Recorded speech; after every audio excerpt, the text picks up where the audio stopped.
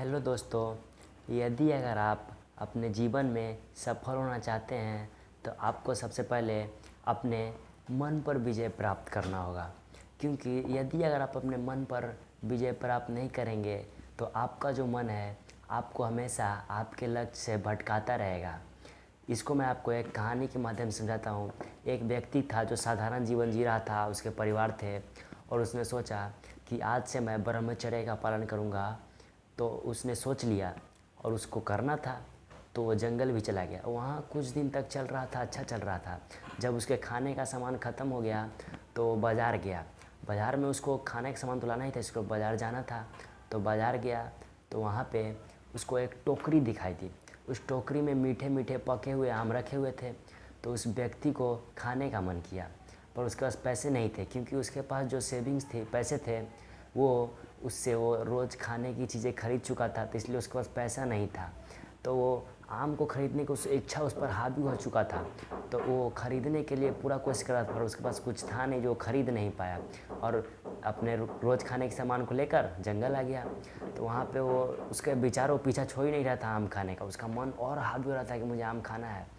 अब जब रात हुआ तो वो सो गया, पर सुबह जब वो उठा तो उसका सबसे पहला विचार आया कि हमको आम खाना है। तो उसने सोचा यार ये बहुत ख़तरनाक थॉट आ रहा है मेरे बीच में, वो पीछा नहीं छोड़ रहा है, हमको आम खाना है। तो उसने सोचा चलो यार ख़रीद लेते हैं, क्या जाएगा खाने से। तो उसने खरीद आम, उसने के पास पैसे तो थे नहीं, तो उसने सोचा कि पैसे लाना पड़ेगा पहले आम के लिए। तो वो जंगल गया और जंगल में तो था ही, कुछ सूखी लकड़ियों मिला उसको, तो उसको बेच करके वो गया बाज़ार और आम खरीद लिया। पर आम तो उसने खरीद लिया, पर जब वो आम खरीद करके वापस लौट रहा था अपने जंगल की ओर, तो उसके मन में एक विचार आया कि आज मेरा मन आम खाने को कर रहा है, तो मैं आम खरीद लिया। कल मेरा मन करेगा कि कोई बढ़िया सा लड़का कपड़ा पहन के जा रहा है, उसको ऐसा कपड़ा पहन ले। कल कोई मन करेगा कि कोई व्यक्ति बहुत अच्छा कार से घूम रहा है, वो भी घूम ले।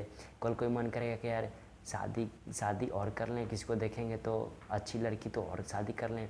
क्या मैं ये सब करूँगा? क्या मैं यही करने के लिए जंगल आया था? तो उसके मन में एक विचार आया कि नहीं, ये करने के लिए ये सब तो मेरे पास पहले से था ही, इसी को छोड़ने के लिए तो मैं यहाँ आया हूँ जंगल में, तो फिर मैं ये क्यों कर रहा हूँ।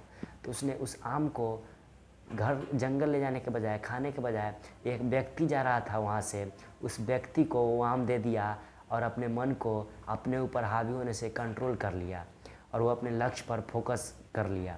यही आपके साथ भी होता है।